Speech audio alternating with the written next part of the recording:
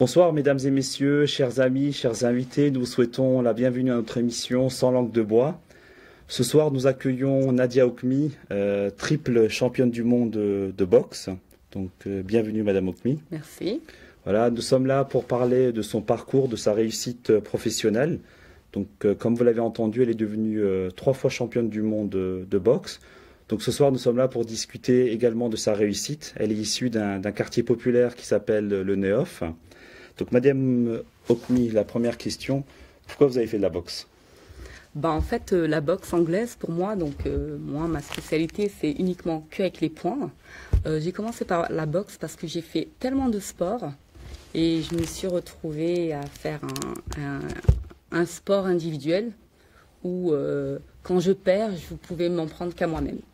Et c'était un petit peu familial parce que mon frère a commencé par faire du pied-point, de la boxe anglaise, et ça m'a donné envie parce que j'avais un caractère très trempé et c'est pour ça que j'ai fait de la boxe en fait.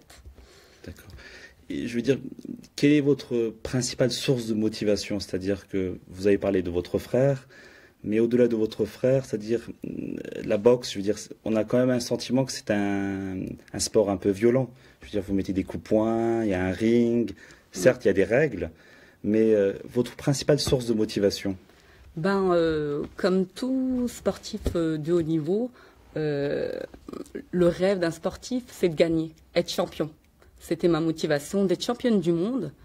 Et c'était ça ma motivation. Principale.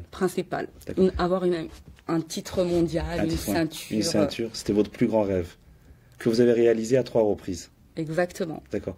Et j'imagine que vous avez perdu également, c'est-à-dire on ne gagne pas que dans un match de boxe, c'est-à-dire il y a des défaites, il y a des victoires.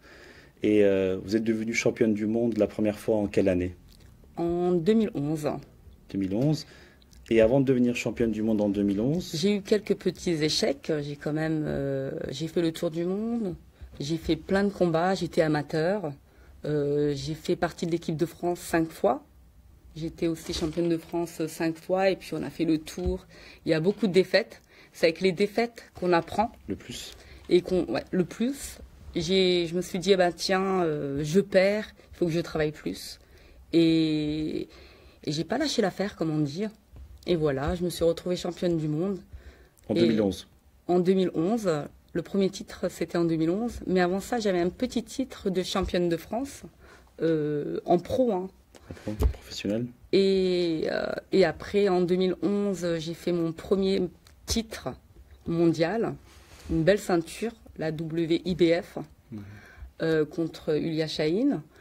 Puis en 2012-2013, je ne sais plus exactement les titres, les dates, j'ai boxé une américaine et puis pour finir une mexicaine. En 2013. Et pour, c'est-à-dire participer à un championnat au niveau international, c'est-à-dire c'est quand même important, c'est championne du monde de boxe anglaise. Je pense qu'il y a un poids, c'est moins de 52 kilos, si je ne me trompe pas, c'est ça.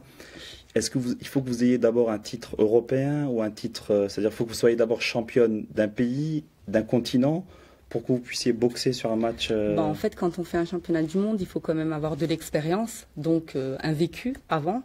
Moi, mon vécu, je l'avais comme j'étais amateur et j'ai fait partie de l'équipe, donc j'ai fait plein de combats. Il faut quand même avoir, on ne peut pas devenir champion du monde du jour au lendemain.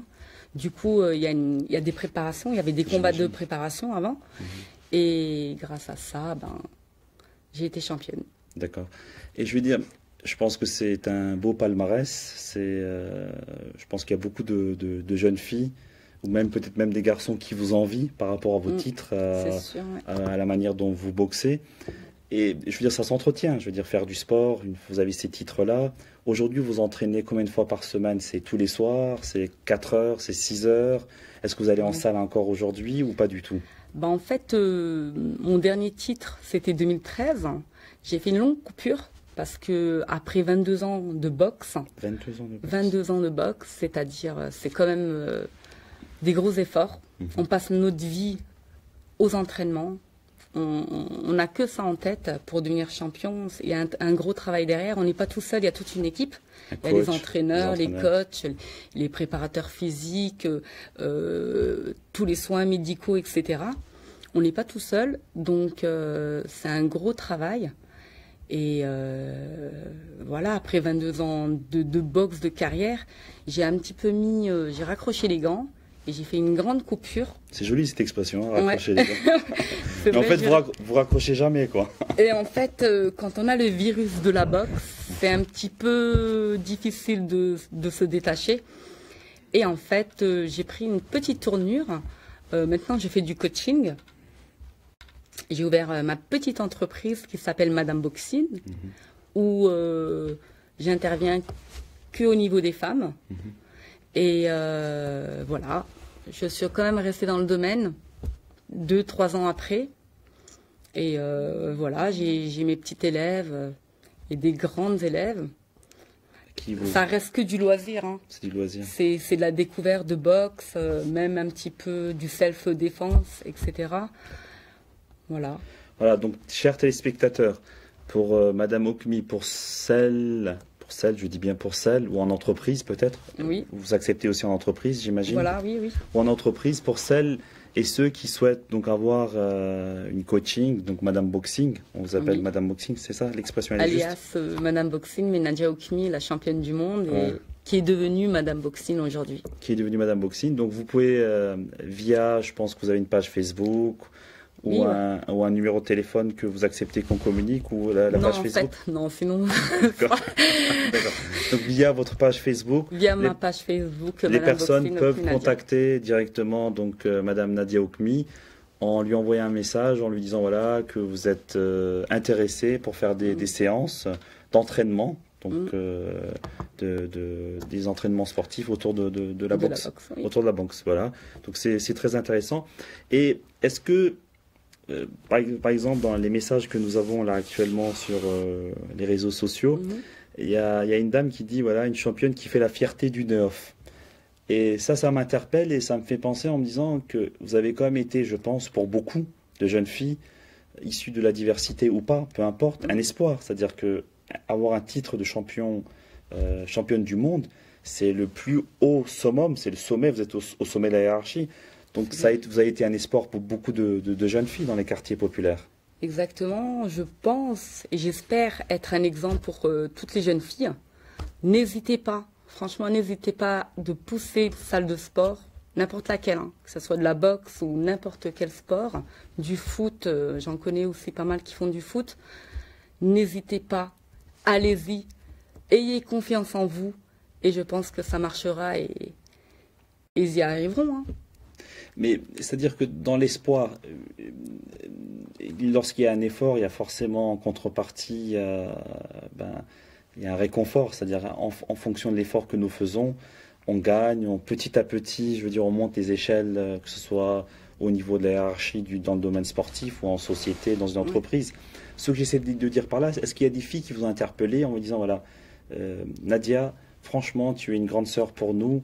Et ta réussite, c'est notre réussite. Je pense qu'il y a des gens qui communiquent avec vous avant le match, après le match, ou dans la rue. Il y a sûrement des gens qui voient sur YouTube ou qui voient dans une émission de télé et qui vous disent voilà, est-ce que c'est vous la championne du monde de boxe? Quel effet ça vous fait? C'est-à-dire quand vous êtes en discussion avec ces personnes-là, surtout ces déjà, jeunes filles. Pour moi-même, c'est une fierté. Je me dis tiens, j'ai grandi dans un quartier, j'ai quand même réussi, et je sais que je suis un exemple pour certaines.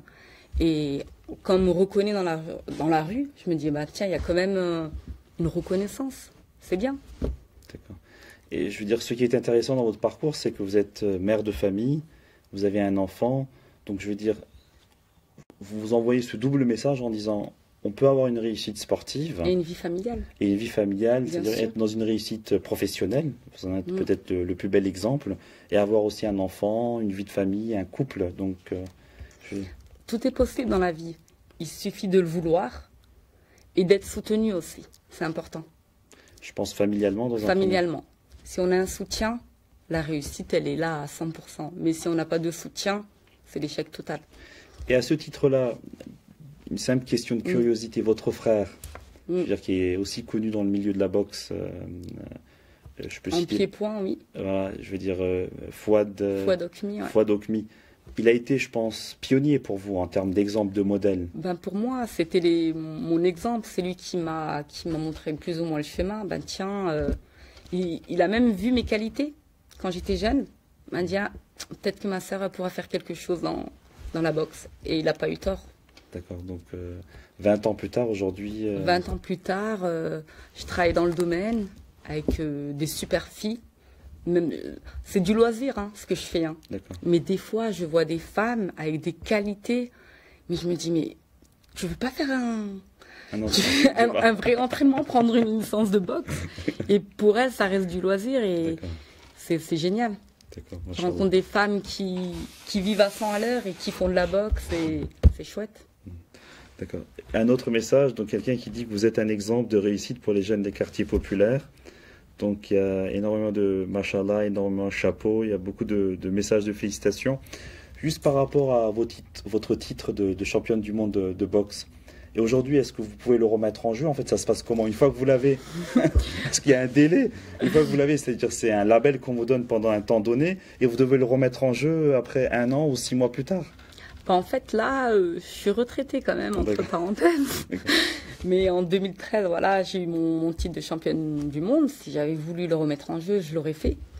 Maintenant, il y a eu des belles relèves, je pense, dans ma catégorie, des plus jeunes. Il y en aura toujours. En fait, vous remettez pas en... Si maintenant j'ai envie qu'un jour, voilà, je me dis, allez Nadia, fais un championnat du monde. Faut que je m'entraîne à fond et ça fait 4 ans quand même que j'ai plus remis les gants. Là aujourd'hui, c'est fini quoi. D'accord, ok. Vous avez pris du recul. Pour moi, j'ai pris du recul, laissons la place aux plus jeunes et je pense qu'il y a des belles relèves. Il y a de la relève. D'accord. Et juste, sur la boxe, on a toujours ce sentiment-là, parce que je veux dire, on met quand même des coups-points, et ces coups-points, en premier lieu, on les met quand même sur le visage. Je sais que c'est très professionnel, que les gants sont adaptés en fonction de ça, il y a un ring, je veux dire, il y a un arbitre, etc. Mais il n'y a pas un risque sur le plan, on va dire, lorsqu'on tape, on cogne, je veux dire... Mais en fait, la boxe, pour moi... je me suis toujours dit, c'est un jeu. Je dois pas me prendre de coups. J'étais une boxeuse très technique. Et en fait, quand on est technique, on en a dans la tête. La boxe, c'est pas, on rentre dedans, on met des coups n'importe comment. Il faut réfléchir. Je te mets un coup, mais il faut que j'évite ton coup. Après, c'est un jeu, en fait. C'est comme un jeu d'échecs. C'est comme un jeu. Moi, je trouve qu'il faut quand même en avoir dans la tête. Il y a toute une réflexion. Il y a une réflexion, c'est réfléchi, il y a des règles à respecter.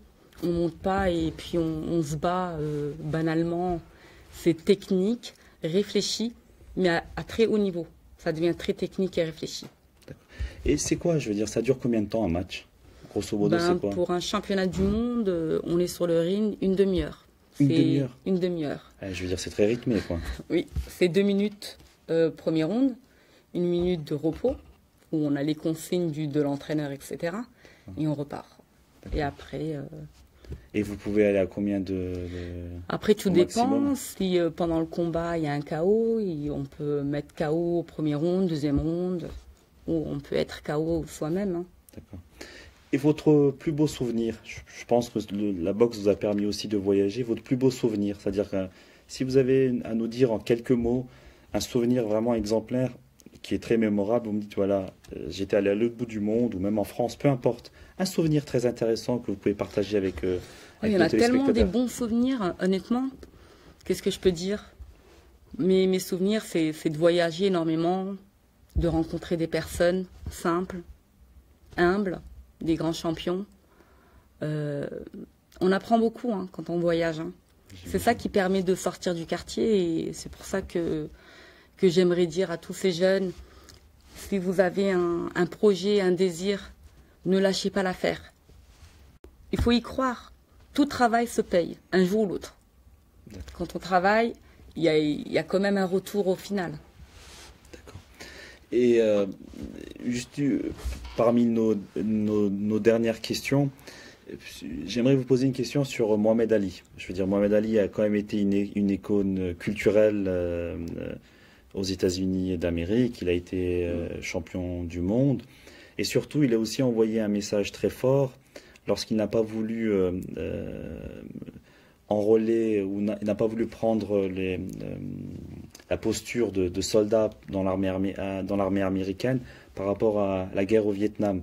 Il a quand même été un symbole, c'est-à-dire qu'il avait une dynamique sportive, mais il avait aussi une dynamique où il disait, voilà, je suis contre l'oppression, je suis contre le statu quo. Pour vous, je veux dire, qu'est-ce que ça représente en tant que boxeuse, Mohamed Ali? Ben pour moi, Mohamed Ali, c'est une grande figure. C'est le boxeur, c'est l'homme, quoi. Pour moi, ça reste la figure, c'est un exemple. C'est une personne qui donne envie. C'est une des personnes qui m'a donné envie de faire de la boxe en regardant ses films, son histoire. D'accord. Il avait une phrase intéressante, il disait « Vole comme un papillon et pique comme une abeille. » Je veux dire, c'est comme un papillon, mais on pique comme une abeille, quoi. Voilà, il a tout dit. Dans cette expression, Mohamed Ali, c'était le beau danseur et très intelligent. La preuve, elle est là, très intelligent. Bah, je vole et je te pique. D'accord, je vole et je te pique, exactement. Chers téléspectateurs, donc nous arrivons à la fin de notre émission avec notre triple championne du monde, Madame Okmi. Mais nous allons terminer cette émission, bien sûr, pour vous retrouver la semaine prochaine avec un nouvel invité. Mais avant de terminer cette émission, donc on va habiller les gants de boxe, on dit ça? Allez, c'est parti. Ouais, c'est parti. Je vais essayer de mettre Tu mets KO ou je te mets KO? Je n'ai pas ton expérience, mais je vais essayer de mettre un hypercute. Non, pas un hypercute. Un crochet, allez. Un crochet. Pour me faire plaisir, je vais mettre un crochet à Madame Okmi. Et on va terminer cette émission, donc te remercier de ta présence. Ça m'a fait plaisir en tout cas de te revoir. Merci beaucoup. On se connaît également. C'est vrai. Nous sommes issus du même quartier populaire du Neuf, voilà. Deux exemples. Deux exemples, voilà. Et écoute, merci et à très bientôt. Voilà, d'accord. Bonne soirée et à très bientôt. Au revoir. Au revoir.